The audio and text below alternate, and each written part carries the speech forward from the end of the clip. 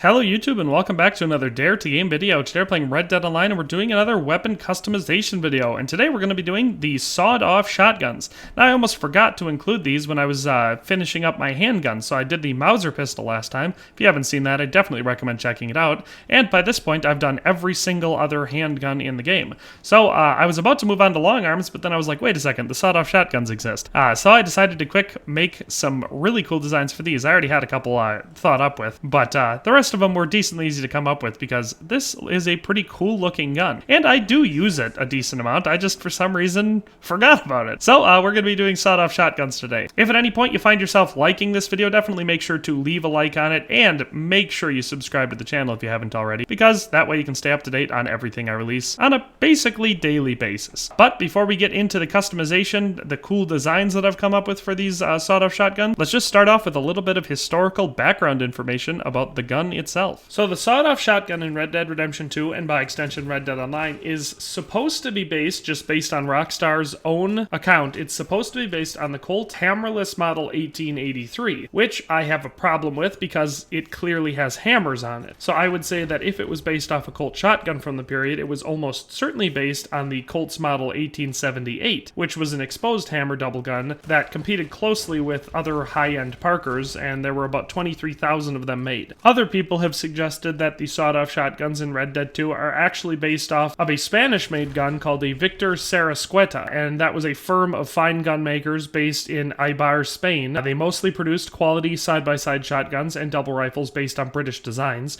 The business was founded in 1883 and in 1902 received a royal warrant as a purveyor of guns to the King of Spain. The business became part of the D-Arm group in the mid-1980s, a company which did not survive that decade. Other guns made by Felix Sarasqueta and J.J. Sarasqueta also exist. These manufacturers are related to Victor Sarasqueta. So there's obviously a bit of contention in what the sawed-off shotgun in Red Dead Online is actually based off of. If it's based off the Colt hammerless, then it shouldn't have hammers. If it's based off the 1878 Colt 12 gauge, then it looks about right. And if it's based off the Sarasqueta, it would be very, very strange to see it sawed off like it is, because that would greatly reduce the value of a pretty dang expensive gun. What we do know about this gun is that it is a double-barreled, sawed off from the manufacturer, because that's how we purchase it out of the catalog. It is 12 gauge, we know that it has hammers, and we know that it can either fire sequentially or at the same time based on the trigger pull, because we know that it has two triggers. But that is basically all we know about the sawed-off shotgun. So for our first design, we have the DTG Special. So this is going to be basically my go-to one, the one that I almost always have on my sawed-off shotguns. And that is going to be what you see before you here. So we're going to be doing improved, all the improved stuff.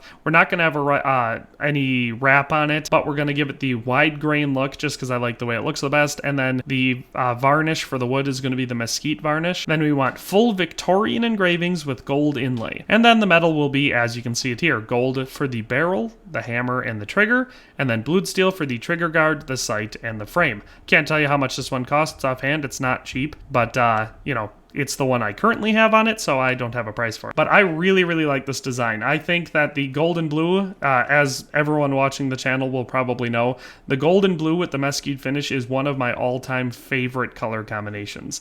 It's just got so much contrast between that dark blue and the rich red of the wood, and then obviously the very, very bright and vivid gold for the engraving and the accents. Just looks amazing. And again, the sawed-off shotgun really benefits from that alternating color look for the barrel and the frame. I think it looks awesome. It doesn't look good on every gun, but it definitely does on this one. Like I said, this is my go-to design for the sawed-off shotgun. I love it, but that's the first one we're going to be doing today, so let's move on to the second one. So for the second design here, we have the Dark Baroque, and this one is another one of my all-time favorites. It's definitely a way more subtle design than the first one, but it's one that I really, really like. So again, we're going to have the improved sights and all that good stuff, and then the wide-grained wood, and for the varnish on that, we're going to do the ebony varnish, and then for the engraving, full Baroque engraving with silver inlay. Then the metal for the gun is going to be black and steel for the trigger guard, the barrel, and the frame, and then silver for the hammer, the sight, and the trigger. And now this one has a total cost of 15 gold bars, so it's not exactly what you'd call a cheap design, but it is decently affordable, and I think it looks really, really, really nice,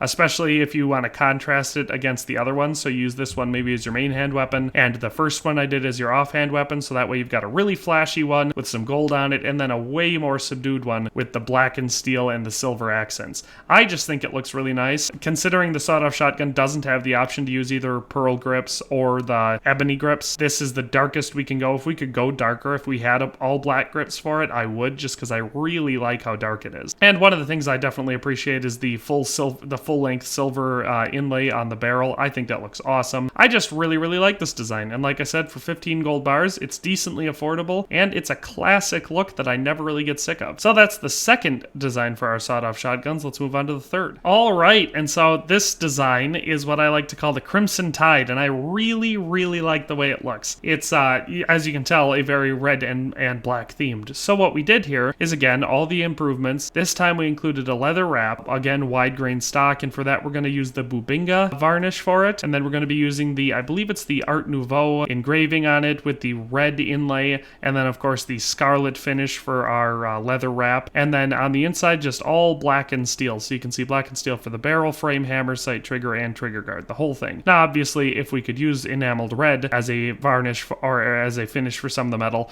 I'd probably do the sight, hammer, and the trigger in that red, just to give it a little bit more red accent. As it is, it looks pretty dang good. So as you can see, this one has a total cost of 12 gold bars, and I just think it looks really nice. Normally I'm not one for the more bright, vivid colors like red, especially for something as large as the leather wrap, but on here I just really like the way that it contrasts, and it looks awesome. And when you consider that you're someone using a sawed-off shotgun to presumably kill people, it makes sense to have it be a little over the top and have it be a little bit more vivid, you know, if you're going for that stylistic look. So like I said, I really like this color combo. There's a couple different ways you could go with it. Not everything needs to be full black. I just really like it when it's full black. So yeah, that is design number 3. Like I said, a classic. It's definitely a great way to utilize the new scarlet wrap that we just got in one of the last quick draw passes, and also the awesome new red inlay that they brought back recently. But with all that in mind, that's the third one. Let's move on to the fourth one. All right, and so for design number 4, we got Big Brass Balls, which, you know,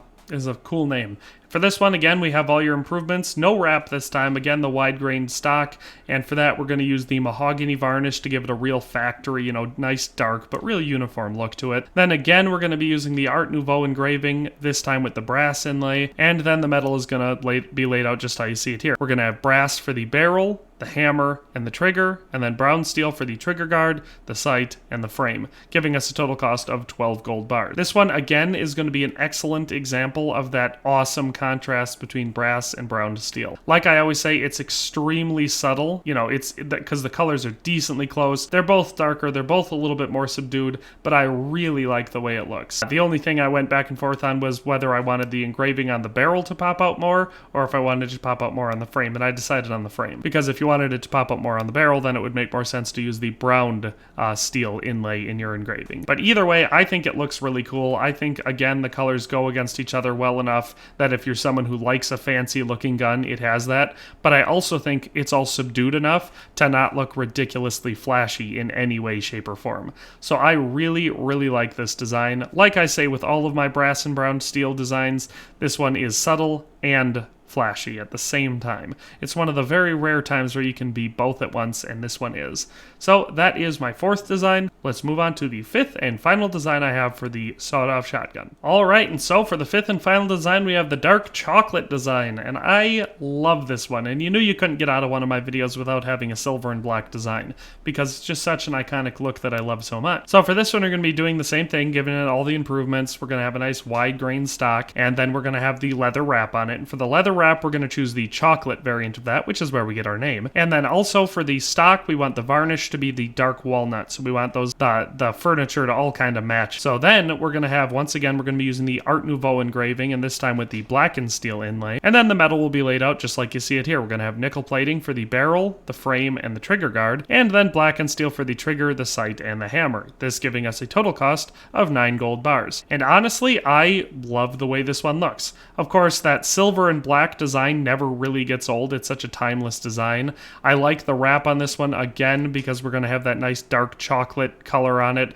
and it matches the stock really well, so it kind of just makes it look like you've got a more comprehensive furniture up front, which is why I sometimes like utilizing, you know, the leather wraps for this gun, even though I don't like using them for certain guns. I think it looks good on the Sawed-Off. The engraving is all very subtle. There's no huge amounts of it. It's the darker stuff, so it's not flashy in any way, but it does stand out against the, you know, the nickel plating very, very well. So again, this is what I like to consider a design that I never really get sick of. It looks awesome. It looks very sleek in my opinion, but that's the 5th and final design for our Sawed-Off shotgun. Then, as usual, we'll take a quick look at our variant to, you know, give our honorable mention to one of the cool variants that Rockstar added. We have the Moonshiner variant, and for this one, to unlock it, all you have to do is get the Moonshiner roll and level it up to a sufficient level, and then you unlock it. And I think this one is obviously a cool one to use. I use it pretty frequently because it's got that all-black look, heavily engraved though, which is, unfortunately, the engraving we can do on this one does very little on the barrel. This one does a lot. So if you like, you know, the black and silver look, but want the silver to stand out just a little bit more,